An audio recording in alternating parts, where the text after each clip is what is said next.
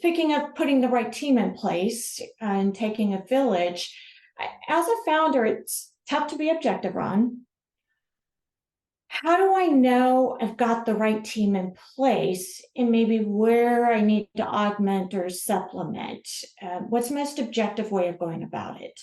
Well, I think it goes back to kind of what we were talking about earlier. I mean, that's where having an outside party coming in and helping you think through it is, I think, key, because you are so close to them and you see them in a certain role.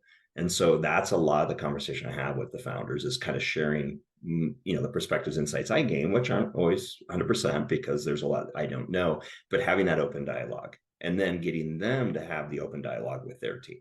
Because once again, you've got to create that common set of expectations so everybody understands where they want to move together, and really helping them see what you see and what they see so they can really, make sure they've got the right team in place. And if they don't, it's really helping both them and the teammate realize that they're not the right person. Because that the last thing you want to do is just the CEO to show up and say, "Hey, yeah, I know you're going to be head of customer success.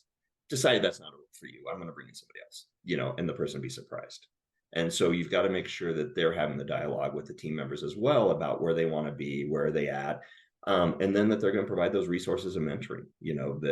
I can provide a certain amount of coaching in my role, but the founder needs to be providing that coaching to make sure that that team member is gaining those insights, that experience that the founders had, so they can really grow into the role. And they're building that relationship and that trust factor again, so the founder can look at the teammate as a senior executive, as a leader, not just as somebody they can tell them to go do things. And I think really building those relationships is key.